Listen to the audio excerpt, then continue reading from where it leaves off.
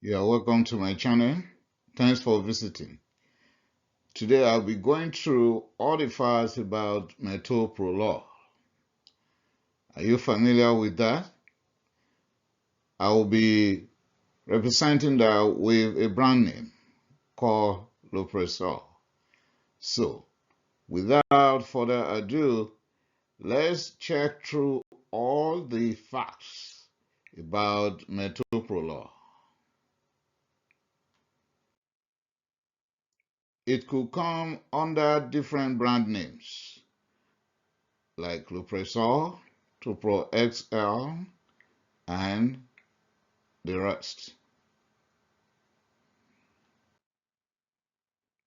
It belongs to the class of medications known as a selective beta-1 blocker, an antihypertensive agent, also anti-angina, and anti-arrhythmia.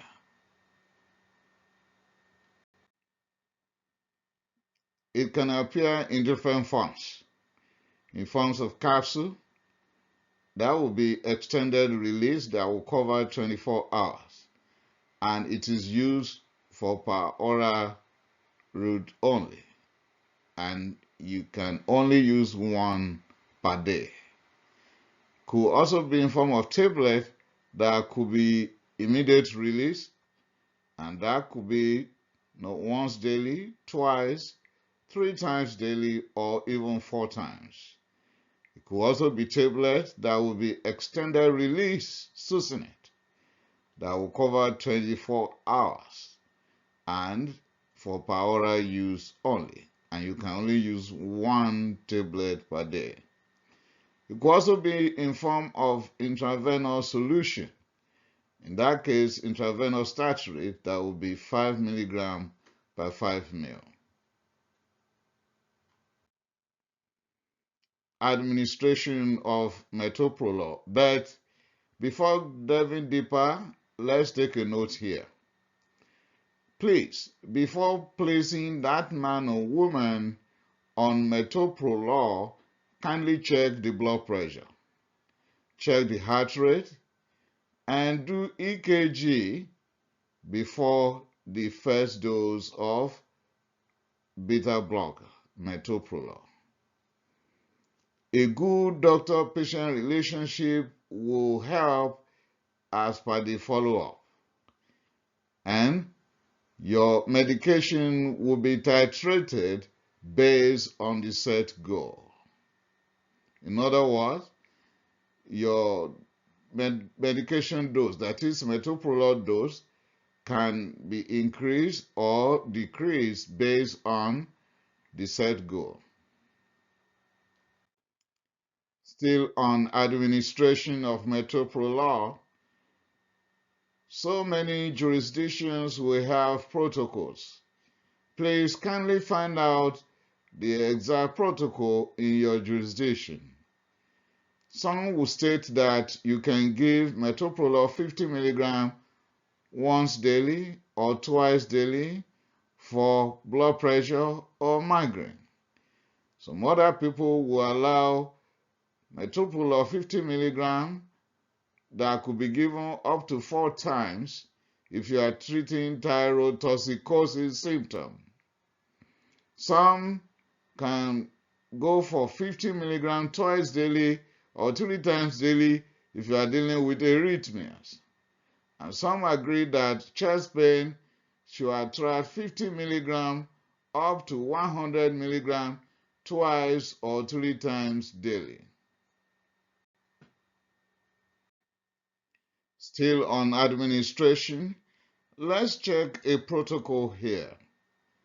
In acute coronary syndrome, you are permitted to give metoprolol intravenously, and you give a low dose. Majority will give 2.5 mg push. Others will start with 5 mg. The next thing after the first dose is take vital signs and check the EKG, please. You can repeat either 2.5 milligram or 5 milligram if necessary every 5 minutes for 3 doses, meaning over 15 minutes. Then you repeat vital signs and check the EKG reading again. You wait for 15 minutes after the last dose of the third one here, and then you can start the per oral metoprolol. You can start with 25 milligram. Some may start with 50 milligram, and you give that every 6 hours for the maximum of 8 doses or 48 hours. Then you take your vital signs again and check the EKG reading. After this time, then you can continue with 100 milligram per oral metoprolol or 50 milligram twice daily. If you want to give metoprolol intravenously, like I've just gone through under acute coronary syndrome, please check the blood pressure first. Get EKG to know what the reading is, because you will not give metoprolol in heart block, particularly second and third degree. Some of us, like myself, might not give it even with first degree heart block. And you must give smaller dose when you are giving metoprolol intravenously, like 2.5 milligram will be enough. But some will say 5 milligram is enough. Well, I'll go for 2.5 milligram. Unlike per oral route, where you can start with 50 milligram or 25 milligram, you have to give very low dose here. And please give slowly.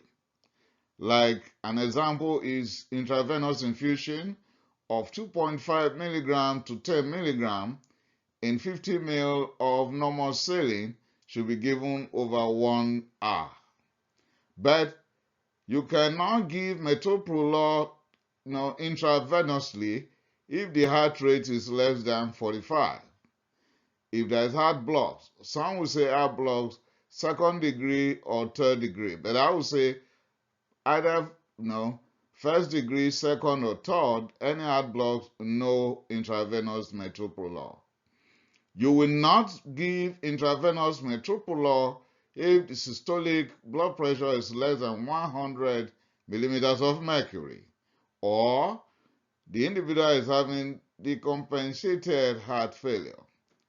The tendency to cause bronchospasm is higher with intravenous route of metoprolol.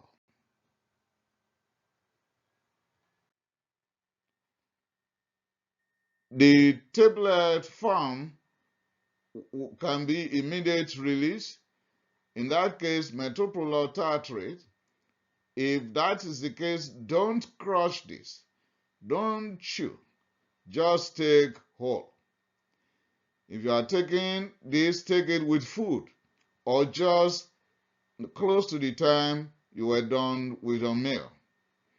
You can give immediate release as 25 milligram once daily or twice daily, 3 times daily, or even 4 times daily. You may choose to increase the dose based on the set goal that has not been achieved every week, and the maximum you can give will be 200 milligram twice daily. So you can start with 25 milligram immediate release. You keep increasing to 50, to 75, to 100, to the maximum of 200 milligram twice daily.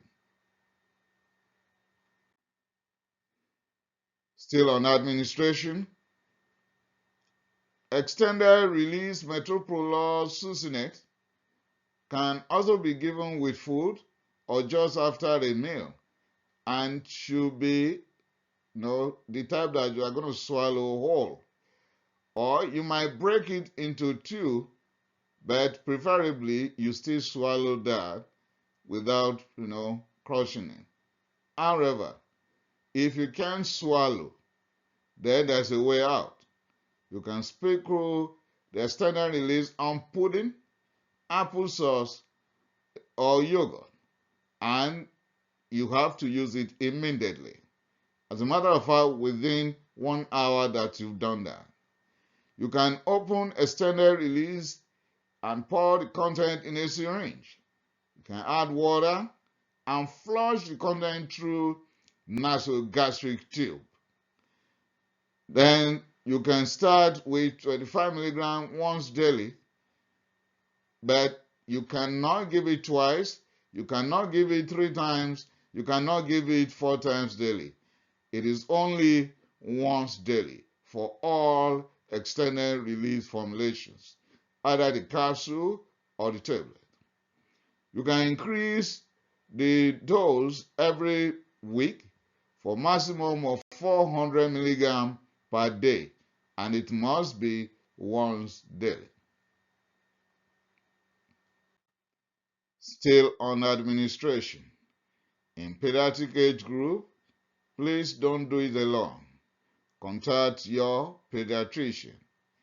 The initial dose is 0.1 to 0.2 milligram per kilogram per dose, and that is all you could give per day. The initial dose must not exceed 50 milligram once daily, because you might find a child that has big weight, right? Heavy weight, right? Please don't go beyond 50 milligram once daily. Discuss with your pediatrician or cardiologist. More than once daily dosing could be determined later on. You may increase slowly every 2 weeks, unlike in the adult where you can increase every week. This will take every 2 weeks. The maximum is 2 milligram per kilogram per day, or 200 milligram per day. Now, mechanism of action.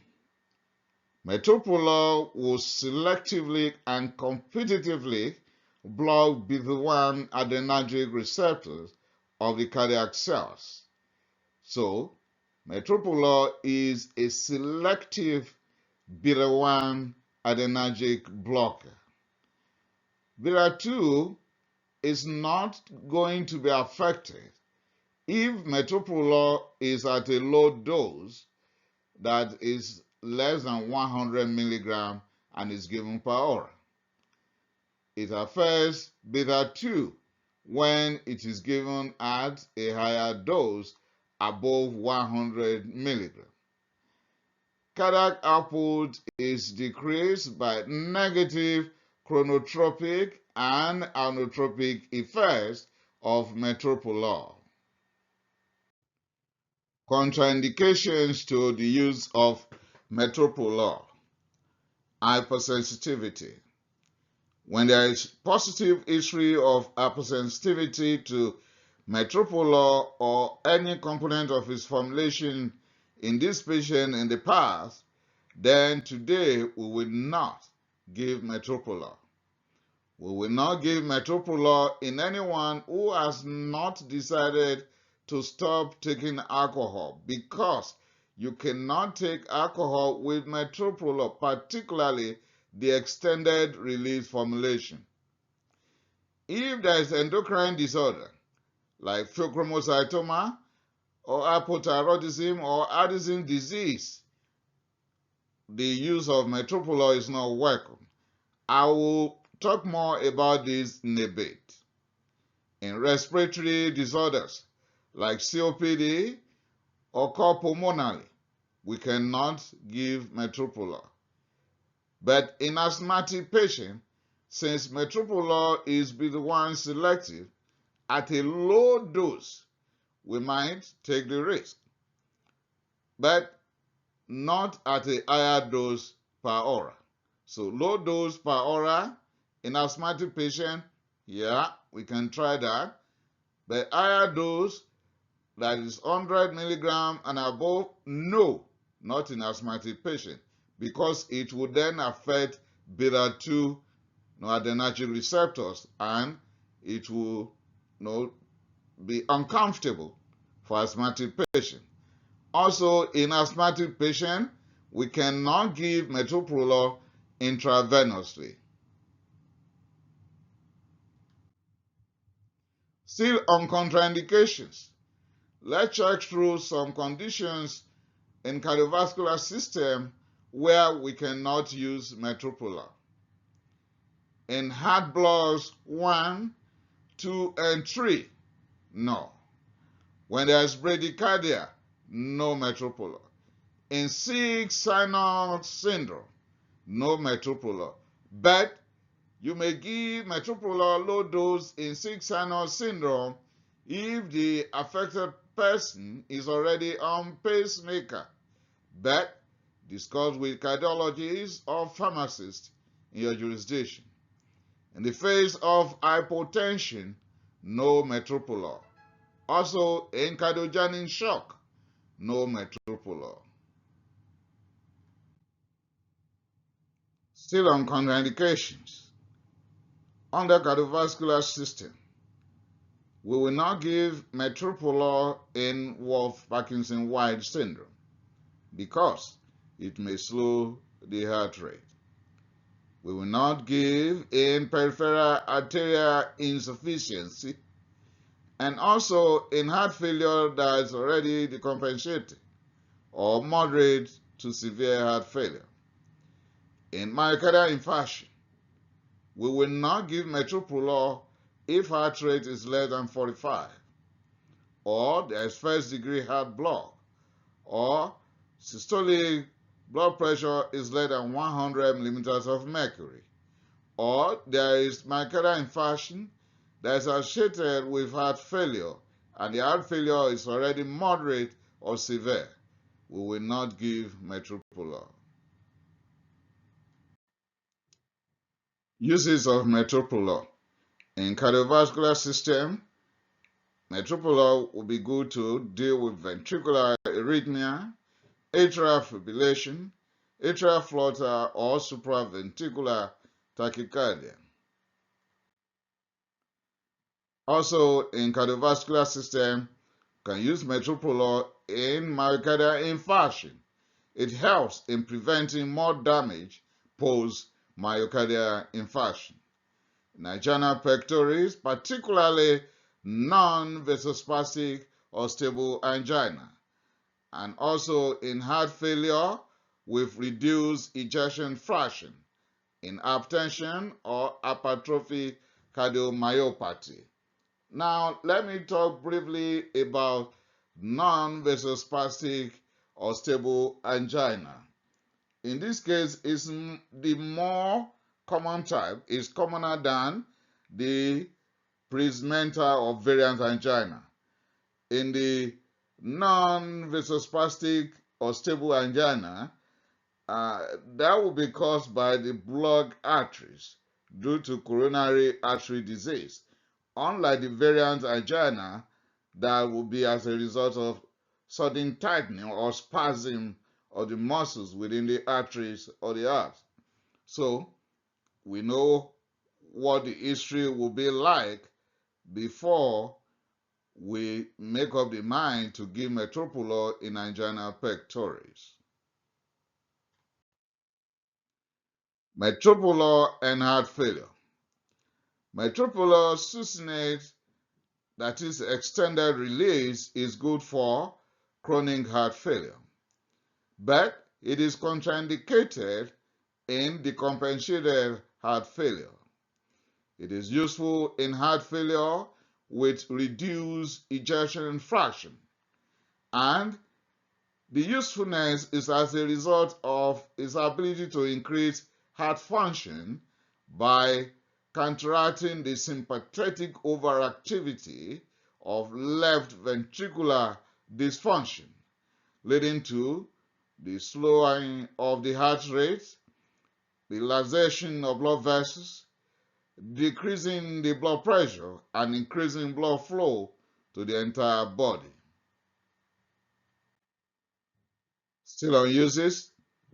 In the endocrine system, metoprolol will be helpful in dealing with thyrotoxicosis or hyperthyroidism.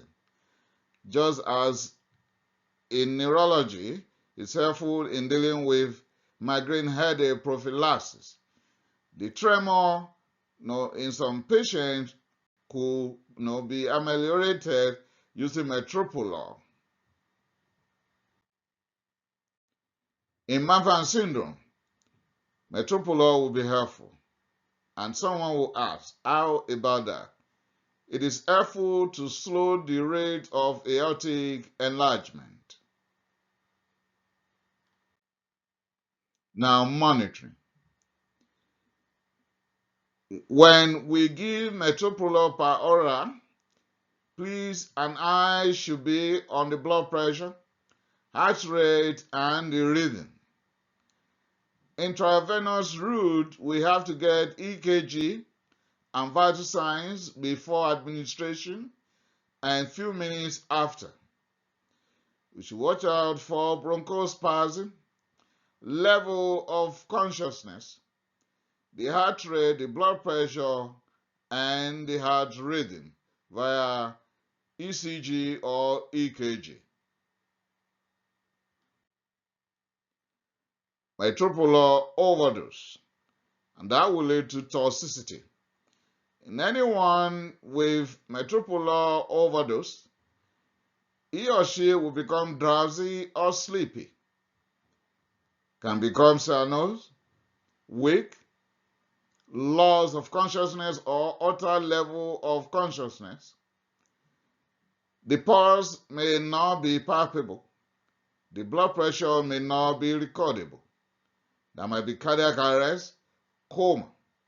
And if care is not taken, if all these things are not handled on time, might lead to death. Side effects, cardiovascular system. This medication is pretty good, but you need to cooperate with your physician so that you don't run into trouble with too many side effects. There may be hypotension, that is drop in your blood pressure. Also orthostatic hypotension, meaning your blood pressure will drop when you are changing position from supine or laying down or sitting to erect or standing. Bradycardia, arterial insufficiency, cardiac failure, shock, palpitation, first-degree heart block in individuals without it before, peripheral edema, chest pain, or even cardiorespiratory arrest. Still on side effects, neurological aspect will include loss of consciousness, visual disturbance, nightmares or vivid dreams. Some will have insomnia, syncope, confusion, nervousness, hallucinations, lightheadedness, dizziness, numbness, or tingling. Other side effects could be the effect on respiratory system with rhinitis, wheezing, bronchospasm or chest tightness, dyspnea or breathing difficulty, chest pain or cardiorespiratory arrest. Still on side effects, musculoskeletal system, including the skin, can experience alopecia or thinning of the hair, joint pain, muscle pain, itching, skin rash, red spots, pale or sweaty skin, gangrene, cold extremities, or severe sunburn. Other side effects might include gastrointestinal tract with constipation, dry mouth. The dry mouth will be as a result of the fact that metoprolol inhibits sympathetic innervation of the salivary glands, thereby decreasing saliva production. That is why there will be dry mouth. There may be diarrhea, abdominal pain, nausea or vomiting, bloating or belching. Now, Still on side effects, let's check through metabolic component or side effects of metoprolol or beta blockers in general. When someone has diabetes mellitus and he or she is already on treatment or diet control, he or she is prone to hypoglycemia along the line. So anyone on metoprolol could have the hypoglycemia early signs and symptoms being masked. So hypoglycemia can be masked by metoprolol if you have diabetes and you're on treatment. Here it's going to affect what we call adrenergic symptoms of the hypoglycemia. So the individual will not feel something like fast, heart rate or tremor or sweating. Unlike neuroglycopenic symptoms, because hypoglycemia will have two groups of signs and symptoms. Adrenergic symptoms, that is the one that will occur first, and neuroglycopenic symptoms, that will occur later or after. So metoprolol can mask the early part, the adrenergic symptoms. Hypoglycemia may be the trouble because insulin clearance can be inhibited by metoprolol. Metoprolol also has the ability to inhibit glycogenolysis, making glycogen breakdown to drop, and also prevent gluconeogenesis. Formation or creation of glucose will reduce. Hyperglycemia is another problem with beta blockers, and they can do that by inhibiting the effect of antidiabetic agents. They can also prevent insulin release and also increase insulin resistance. All this will give us hyperglycemia. Triglyceride level may rise. The cholesterol that we like to have in higher concentration, high density lipoprotein, can drop. So it is to our disadvantage. Decreased HDL is not good for us. We need high HDL.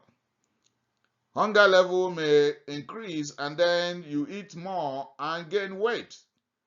And there may be metabolic acidosis. In hematology, there might be hematuria and bleeding in the gums, renal stools, bruises, or ecchymosis.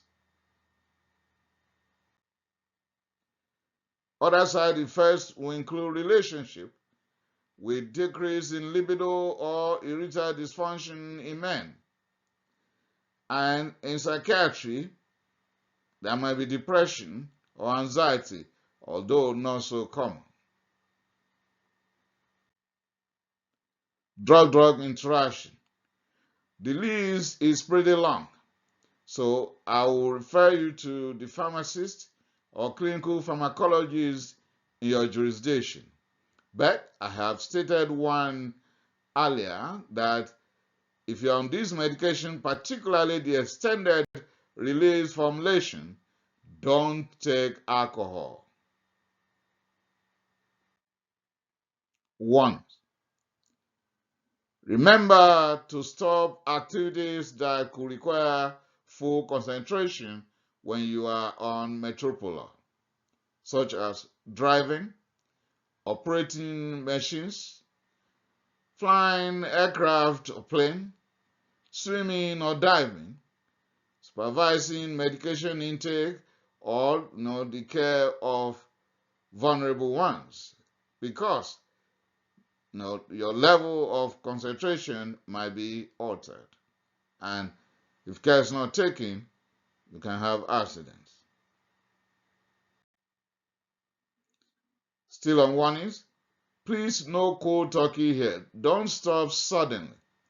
When you do, you run into withdrawal effect.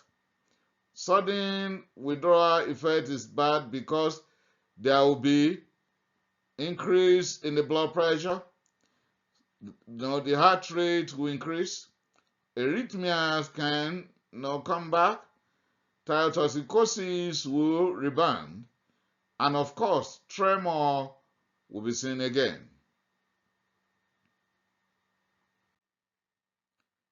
In pediatric age group, there may be gasping syndrome, particularly in formulations that will contain benzoic acid or propylene glycol.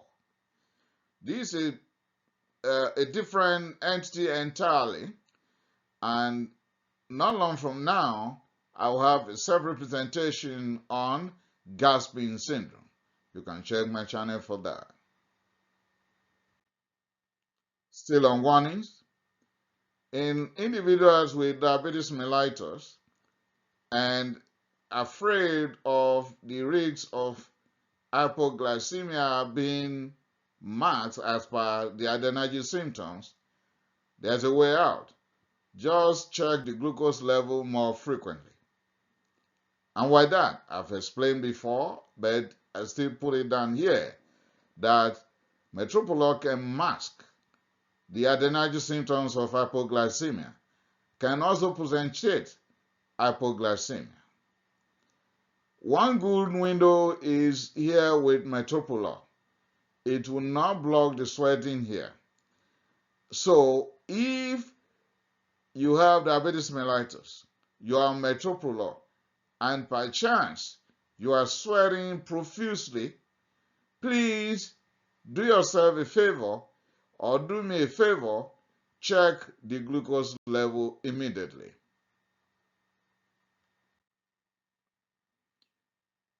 In decompensated heart failure, metoprolol will worsen the situation for us. So check metoprolol in heart failure and be sure we are not dealing with moderate or severe heart failure. Still on one, Prinzmetal angina. This will take us back to what I have said under uses of metoprolol. Remember then I have said that it is useful to deal with non-vasospastic or stable angina. The history will point to the fact that Prinzmetal angina, which is the variant angina, is as a result of spasm. When there is spasm, that is Prinzmetal, no metoprolol. In that case, we will be in a better position to use calcium channel blocker with nitrate. If you by accident go for beta-1 selective in an individual with Prinzmetal or vasospastic angina, you are going to cause more harm than good, because you will be exposing him or her to unopposed adenergic receptors that will be active and lead to more and even severe vasoconstriction, and he or she will come down with more pain. You might use non-selective beta and alpha blocker. For example, beta-1, beta-2, and alpha-1 non-selective agent like carvedilol or labetalol can be helpful in Prinzmetal angina. But instead of risking anything, why not going for calcium channel blocker with nitrate right away? In any case, don't use metoprolol in vasospastic or Prinzmetal angina. Still on one is in pheochromocytoma, no beta blocker, no metoprolol. The drug of choice here will be phenoxybenzamine or phentolamine. Here, there will be both beta and alpha adenergic effects.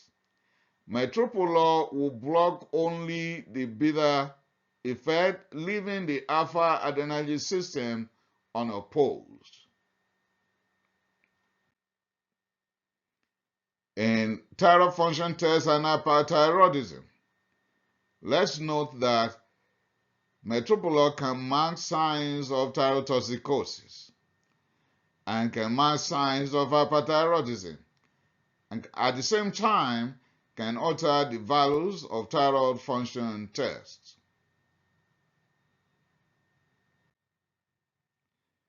Still on warnings, in anyone with allergy and already on EpiPen, but now on metoprolol, then listen to this. EpiPen or adrenaline or epinephrine is a vasopressor. It's expected to shoot the blood pressure up, right? Beta blockers will hinder the effects of that, either for resuscitation or allergy or anaphylaxis. The presence of metoprolol will affect the overall outcome of the effect of EpiPen or adrenaline or epinephrine, or whatever you call it. Mostly with beta-2 blockers blocking beta-2 in the bronchi, the same can happen with high level of metoprolol. In other words, metoprolol is not expected to have a negative effect on epinephrine profoundly on the respiratory system at lower dose. But at higher dose, it can have effect because beta-2 receptors in the bronchi will be affected, when we have high dose of metoprolol. The non-selective beta blockers will have effect right away. When an individual is in shock, the effect of epinephrine as a vasopressor can be obliterated with metoprolol that could likely cause hypotension. In all, beta blockers and epinephrine are not the best friends because they work in opposite directions.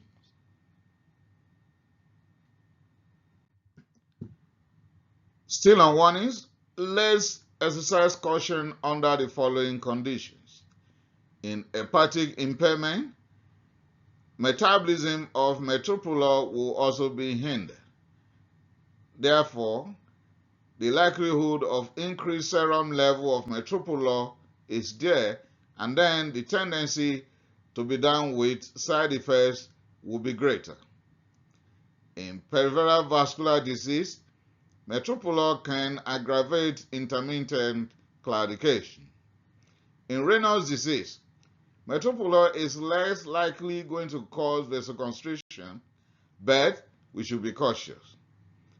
In myasthenia gravis, with associated muscle weakness, metoprolol on its own can give muscle weakness.